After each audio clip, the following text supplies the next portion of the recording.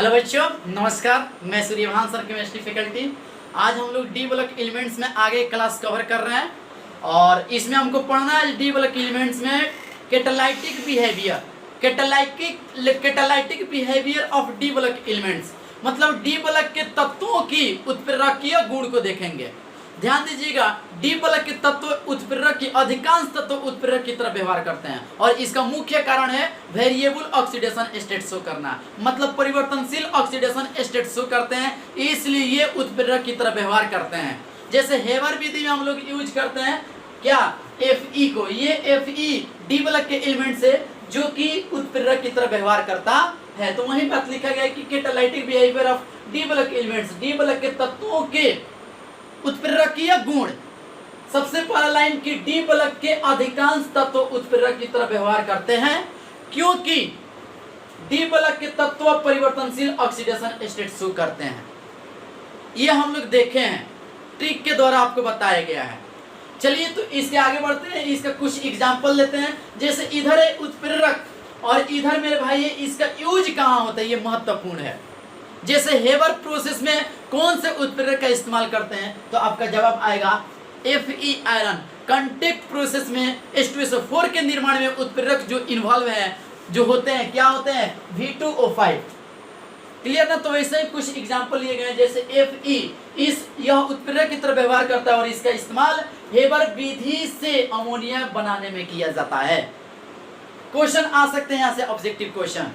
और दूसरा है V2O5 संपर्क विधि, मतलब कांटेक्ट प्रोसेस में H2SO4 के निर्माण में V2O5 उत्प्रेरक का व्यवहार किया जाता है। ये देखिए, ये Fe डी ब्लॉक के तत्व है और वेनाडियम भी डी ब्लॉक के तत्व है। इनके ऑक्साइड है जो कि कांटेक्ट प्रोसेस में इनका इस्तेमाल किया जाता है H2SO4 के निर्माण में।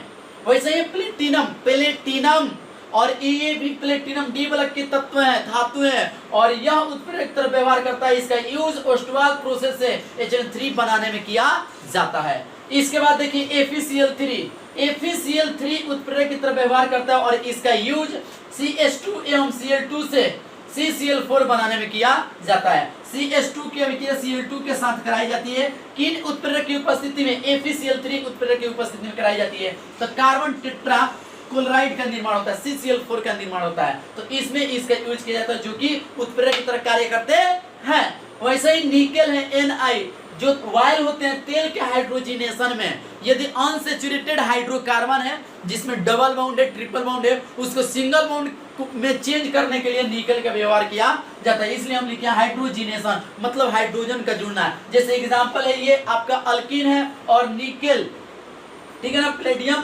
सरफेस की उपस्थिति में ये क्या होता है ना, हाइड्रोजिनेशन होता है। तो हाइड्रोजन आकर के यहाँ पर चिपक जाता है, ठीक है ना। और ये डबल बाउंड है जो सिंगल बाउंड में कन्वर्ट हो जाता है, मतलब इथीन है और क्या बन गया, इथेन बन गया।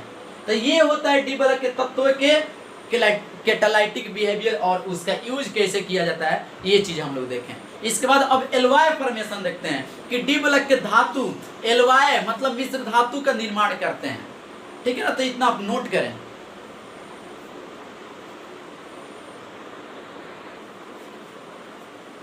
तो बाबू अब हम लोग देखेंगे alloy formation tendency of D block elements, मतलब डी ब्लॉक के धातुओं में मिश्र धातु बनाने की प्रवृत्ति होती है, क्षमता होती है।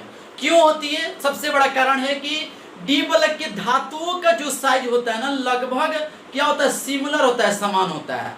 और डी ब्लॉक के धातुओं का साइज, आकार समान होने के कारण, लगभग समान होने के कारण एक दूसरे में आसानी से इंटरमिक्स हो जाते हैं, एक दूसरे में आसानी से मिल जाते हैं। और दो या दो से अधिक धातु जब आपस में मिश्रित हो जाते हैं तो उसी को हम लोग मिश्र धातु के नाम से जानते हैं।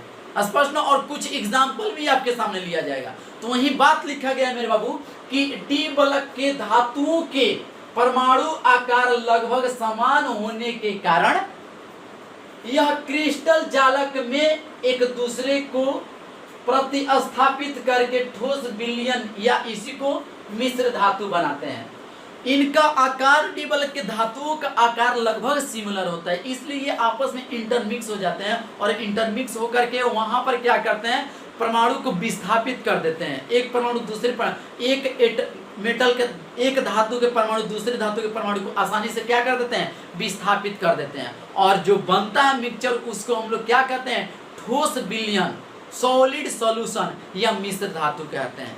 जैसे एग्जांपल है, जैसे मान लीजिए पीतल, तो पीतल में कपर जिंक आपस में ये मिश्रित होता है, तो उसको हम लोग पीतल बोलते हैं। कांसा, कपर और SN3 का मिश्रण होता है, विलयन होता है।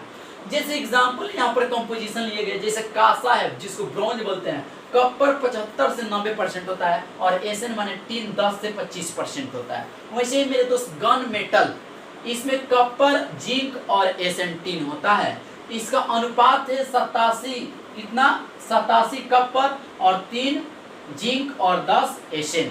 वैसे ही मेरे बाबू यहाँ पर जर्मन सिल्वर है जिसमें कपर जिंक और निकेल, इसका अनुपात दिया गया है 2:1:1। ठीक है। बेल मेटल घंटी, ठीक है ना, बेल मेटल कपर 80% होता है और टीन 20%। यहाँ पर आप देखिएगा ये कांसा 75 से 90% और 10 से 25%, लेकिन यहाँ पर जो होता है बेल मेटल में 80% कपर और SN 20%।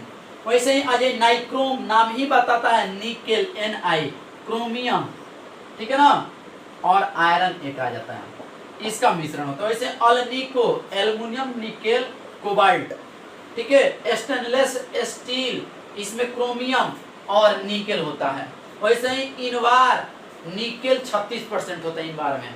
वैसे ही 24 कैरेट गोल्ड, सोना 24 कैरेट 100% उसमें क्या होता है, गोल्ड होता है, Au के एटम होते हैं, स्पष्ट। वैसे ही सोल्डर जो जोड़ा जाता है तार को, वायर को, शोल्डर, इसमें Pb लेड और SN का मिश्रण होता है। वैसे ही आर्टिफिशियल गोल्ड, बनावटी सोना क्या है, कपर और एल्युमिनियम का मिश्रण होता है, कपर 90% और एल्युमिनियम 10% होता है। वैसे ही मेरे पास कंस्टेंटम के वायर होता है, तार होता है, कपर 60% और निकेल 40% होता है।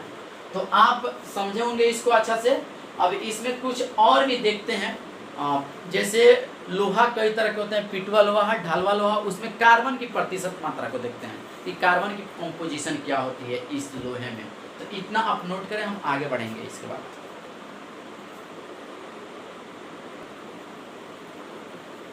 अब हम लोग देख रहे हैं डिफरेंट टाइप लोहा, आयरन के डिफरेंट टाइप में विभिन्न लोहा है और इसमें कार्बन की परसेंटेज देखना है हमको, ठीक है ना। तो वही चीज लिखा गया कि percentage of carbon in different type of iron, विभिन्न लोहे में कार्बन की प्रतिशत मात्रा क्या होती है वह चीज देखेंगे। बेसिकली हम लोग को पता है कि आयरन जो होते हैं लोहे 4 तरह के होते हैं। पहला पिटवा लोहा जिसको हम लोग रॉट आयरन कहते हैं, एक होता है स्टील, ये भी लोहा की कैटेगरी होता है, और एक ढलवा लोहा जिसको कास्ट आयरन कहते हैं, और एक कच्चा लोहा पिग आयरन कहते हैं। ध्यान देना, पिटवा लोहा में कार्बन की जो परसेंटेज होती है 0.1 से 0.25, 0.1 to 0.25 होती है। ध्यान रहे, ये कंपटीशन की बात है। नेक्स्ट स्टील जो होता है उसमें कार्बन की जो परसेंटेज होती है 0.25 से 2.0, दैट मीन्स 2 बोल सकते हैं इसको। चलिए, ढालवा लोहा कास्ट आयरन में जो कार्बन की परसेंटेज होती है 2.6 से 4.3, और लास्टली कच्चा लोहा जिसको पिग आयरन बोलते हैं, इनमें कार्बन की परसेंटेज होती है 2.3 to 4.6। तो ये percentage composition of carbon in different type of iron, यहाँ से क्वेश्चन पूछे जाते हैं, ठीक है ना। यहाँ से कार्बन की परसेंटेज पूछे जाते हैं डिफरेंट टाइप ऑफ आयरन में, तो इसको ध्यान में रखना है कंपटीशन के व्यू से। चलिए इसको नोट करिए। अब इसके आगे हम लोग देखेंगे डेंसिटी, डी ब्लॉक के तत्वों का, धातुओं का डेंसिटी देखेंगे हम लोग, ठीक है ना। और उसके अलावा और भी एक प्रॉपर्टी है जिसको हम लोग कवर करेंगे, इसको नोट करें आप। अब हम लोग देख रहे हैं डी ब्लॉक की धातुओं के डेंसिटी के बारे में चर्चा करेंगे। ध्यान रहे, पीरियोडिक टेबल में जो धातु होते हैं, एस ब्लॉक में जो एलिमेंट्स है वे धातु है हाइड्रोजन को छोड़कर, और उसके बाद डी ब्लॉक है। तो ध्यान रहे, एस ब्लॉक के धातुओं का जो डेंसिटी होता है डी ब्लॉक के धातुओं की तुलना में कम होती है। तो यहाँ पर फर्स्ट जनरल ट्रेंड बताया गया है कि डी पर density of S bulk elements is less than density of D bulk elements. स्पष्ट ना? अब देखिए ओस्मियम और इरिडियम ओएस एवं आईआर का डेंसिटी सर्वाधिक होता है। जो डी बल्क पूरे ज्ञात तत्वों में सबसे ज्यादा घनत्व किसका होता है? ओस्मियम ओएस और इरिडियम आईआर का होता है।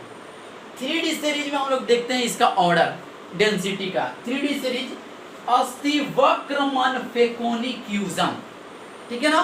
तो क्या होता है, स्कैंडियम से कॉपर तक डेंसिटी इंक्रीज करता है, लेकिन जिंक का अचानक बहुत कम होता है डेंसिटी डिक्रीजेस, ठीक है? कारण ये वोलेटाइल मेटल होते हैं। थर्ड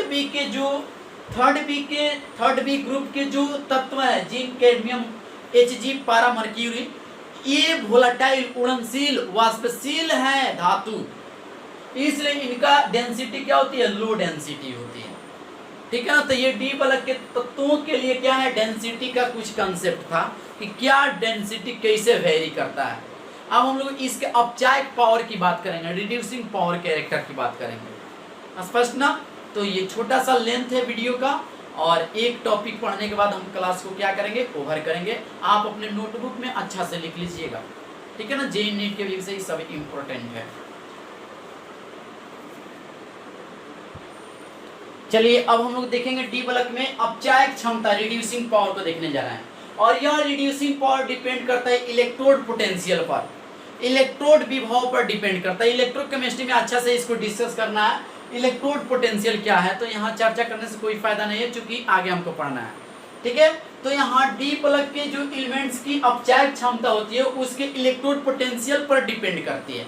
वही चीज लिखा गया फर्स्ट लाइन की डी बल्क एलिमेंट्स की अपचायक क्षमता उसके या उनके इलेक्ट्रोड पोटेंशियल पर डिपेंड करता है, ठीक है? जिसका इलेक्ट्रोड पोटेंशियल, धनात्मक इलेक्ट्रोड पोटेंशियल जितना ही कम होगा वह अपचायक टेंडेंसी उतना ही कम शो करेगा। धनात्मक इलेक्ट्रोड पोटेंशियल क्या होना चाहिए? मिनिमम होना चाहिए। तो उसी बात को लिखा गया कि जो कॉपर होता है इसका धनात्मक ऑक्सीडेशन पोटेंशियल क्या होता है? मिनिमम होता है, जिसकी वजह से इसका जो अपचायक पावर होता है वह न्यूनतम होता है। वैसे ही गोल्ड का होता है। 3D में किसका? आपका डी बल्क में AU जो गोल्ड है इसका भी दुर्बलतम अपचायक प्रवृत्ति होता है, तत्व होता है, क्योंकि इसके धनात्मक ऑक्सीडेशन पोटेंशियल का मान क्या होता है? न्यूनतम होता है। तो जो बात समझा है उसी को यहाँ पर राइट डाउन किया गया है कि डी बल्क एलिमेंट्स की अपचायक क्षमता उनके इलेक्ट्रोड पोटेंशियल पर डिपेंड करती है। दूसरा लाइन 3D सीरीज में कॉपर का स्टैंडर्ड ऑक्सीडेशन पोटेंशियल का धनात्मक मान न्यूनतम होने के कारण यह होता है, अतः यह दुर्बल अपचायक है, वीक रिड्यूसिंग पावर शो करता है। वैसा ही है डी बल्क में AU मतलब गोल्ड दुर्बलतम अपचायक तत्व है। क्यों है? क्योंकि इसके स्टैंडर्ड ऑक्सीडेशन पोटेंशियल का धनात्मक मान न्यूनतम होता है। क्लियर? तो ये डी बल्क में क्या क्या इंपॉर्टेंट है? कॉपर वाला इसका लो क्यों होता है? रिड्यूसिंग पावर, और AU का कम क्यों होता है रिड्यूसिंग पावर? इसका कारण यहाँ पर हमने लिख दिया है। ऑब्जेक्टिव क्वेश्चन बन जाते हैं यहाँ से, तो आप इतना नोट करिए। इसका अगले क्लास में हम लोग कुछ क्वेश्चंस के साथ मिलेंगे। धन्यवाद।